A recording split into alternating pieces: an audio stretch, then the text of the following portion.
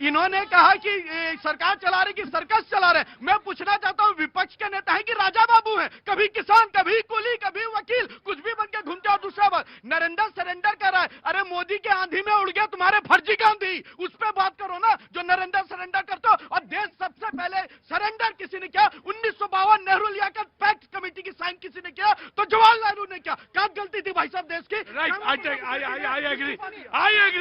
एक मिनट जी ट्रंप के आगे सरेंडर कौन किया वो तो देखा ना। पूरा विश्व कह रहा है भारत ग्रोइंग इकोनॉमी है, ट्रंप कहते हैं अरे ये तो डेड इकोनॉमी है। राहुल गांधी चिल्लाने लगते हैं। ट्रंप बोला, कितनी बार बोला आपकी नजर? ट्रंप ने 41 बार बोला, ट्रंप ने 42 बार बोला। अरे जब भी ट्रंप बोलता था आप गिन रहे थे तो सरेंडर तो आपने किया। बता सरेंडर ये था मैडम कि 250 लोग बम्बई में मारे गए। आपकी हिम्मत नहीं थी कि एक पाकिस्तान में सुतली बम भी फेंक सके। सरेंडर आपने किया, आपने साइड चीन दे दिया।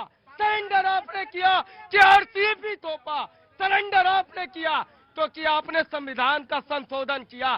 सरेंडर आपने किया है कि इस देश में हम भारत को जलील होना पड़ा।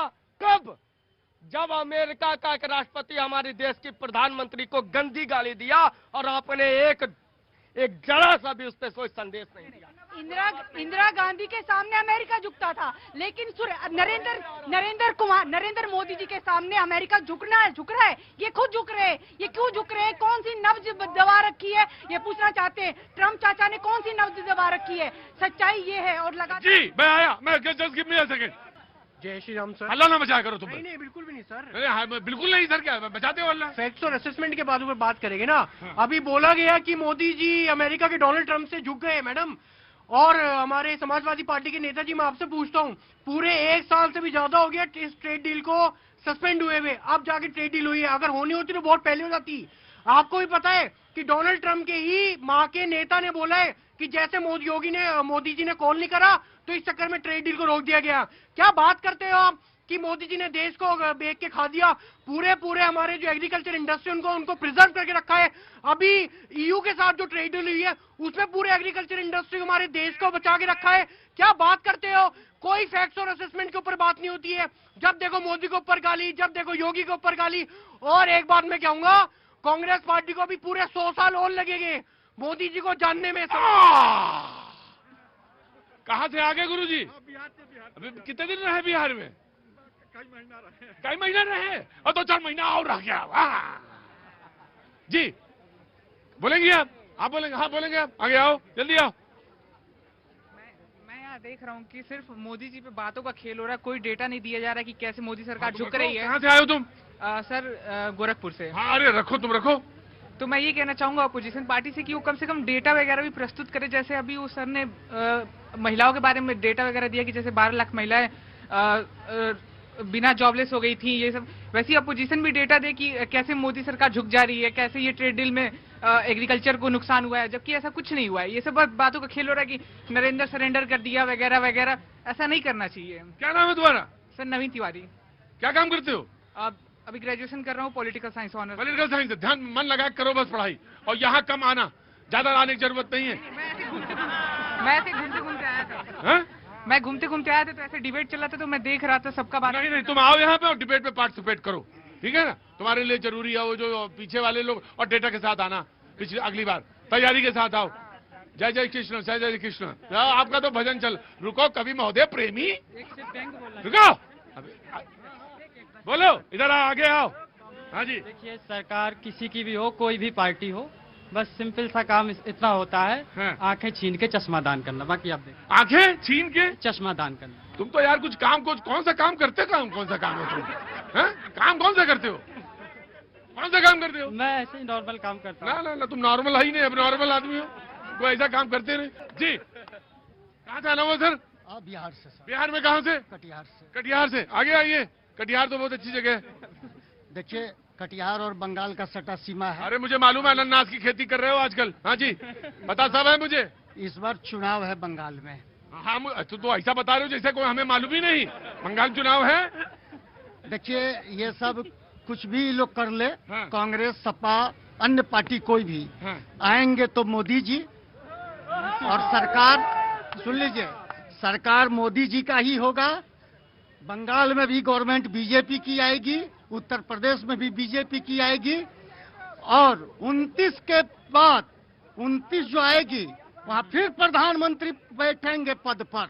अच्छा, कैसे पता? एकदम देश अपना तरीका से चल रहा है।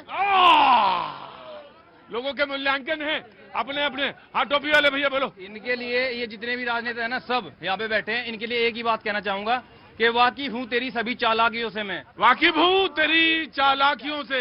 हाँ, ना समझ मुझको, ना समझ ना समझ। हाँ, अच्छा, एक काम, क्या नाम है तुम्हारा? सौरभ राणा। सौरभ राणा, अपनी टोपी जो है उधार न दिया करो। हाँ, टोपी अपनी उधार देते हो तुम आजकल। देश विकास के पथ पर है और मोदी जी पर यदि कोई लांछन आ रहा है तो यह देश के साथ गलत है। मैं बता रहा हूँ, सदन में यदि राहुल गांधी ने कहीं भी कागज का टुकड़ा फेंका है तो यह न सरासर गलत है या नहीं होना चाहिए। वो सदन की गरिमा है और उसका सम्मान होना चाहिए। ठीक है, सबको बोलने का अधिकार है जी। हाँ जी, हाँ हेलो, हाँ जी बाबूजी, आप नहीं बोलेंगे आज? अरे गुरुजी तो बोले। गुरुजी नहीं है आप? हाँ बोलो। सर, मैं उत्तराखंड से हूँ। उत्तराखंड से? हाँ जी। रुको, अभी उत्तराखंड वाला का नंबर नहीं आया। हाँ जी, हाँ जी, मैं पटना से हूँ सर। हाँ बोलो भाई। क्या यहाँ पर किसी भी लोकसभा सीट पे ट्रांसपेरेंट वोटिंग हो सकता है? हिंदुस्तान में किसी भी लोकसभा सीट पे ट्रांसपेरेंट ट्रांसपेरेंट से मतलब? ट्रांसपेरेंट करने का मतलब कि जिस सेंटर पर बूथ वोटिंग हो रहा है उसी के सामने उसी समय काउंटिंग कर देना, पोलिंग एजेंट के सामने। ये संभव है? ये क्यों नहीं संभव है सर? संभव है। क्यों नहीं संभव है? मैं 10 मिनट में कर लूंगा, किसी भी आधा घंटा में कर लूंगा। क्या नाम है आपका? शिशुपाल कुमार। शिशुपाल कुमार का नाम इस बार के जो भारत रत्न के अवार्ड में जरूर शामिल किया जाए। अरे मेरे मालिक। हुजूर। मेरा नाम मुदस्सिर अहमद खान है, मैं जन्नत कश्मीर से हूँ।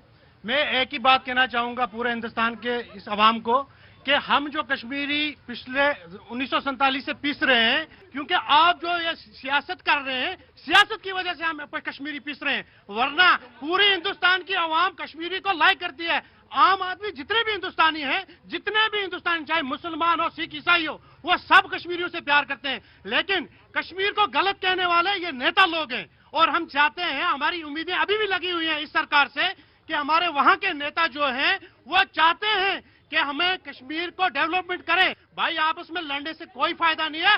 पूरे हिंदुस्तान को कैसे डेवलप किया जाए उसके बारे में बात की जाए। पूरा हिंदुस्तान कैसे तरक्की में आए उसके बारे में बात करनी चाहिए। पूरा हिंदुस्तान कैसे चमके, पूरा हिंदुस्तान कैसे नंबर 1 आए।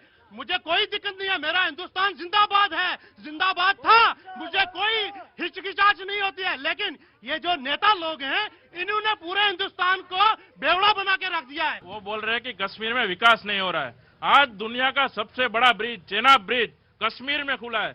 एम्स आनंदीपुर क्यों वहाँ पे खोला जा रहा है? ट्रेन सबसे, एम्स भी खुला है, ट्रेन भी आ रही है। और अभी जब हमारी बात हुई यूएस के साथ ट्रेड डील हुई, उसमें हमें इंपोर्ट ड्यूटी 50% से 18% कम की गई। भाई बोल रहे हैं कि कश्मीर के सेब पूरे इंडिया के। तो प्रधानमंत्री मोदी जी ने कैसे उस सेब के दाम जो है कम ना हो उसके लिए भी ध्यान रखा है कि उन्होंने वहां की 50% ज्यादा ड्यूटी रखी है, ताकि भारत का किसान, भारत का सेब जो है कश्मीर से आता है उसका भी हित संवरने जाए। सेब पे सवाल हैं बहुत सारे, लेकिन आप कहाँ से हैं? जी मैं गुजरात से हूँ। गुजरात से? गुजरात में कहाँ से हैं? गुजरात में जूनागढ़ से हूँ। गुजरात में मैं कश्मीर के भी भाई मौजूद हैं। जनाब अली, क्या नाम है आपका? मुदस्सिर। मुदस्सिर, आपका बहुत बहुत स्वागत है। और देखिए, जब हम लोग एक ही घर में रहेंगे और एक ही घर है हमारा, तो कुछ तो बातें होंगी जो आप मुझे कहेंगे, और ये एक ही घर है तो जब इसमें भी कुछ बातें होंगी तो आप भी कहेंगे, और ये बातें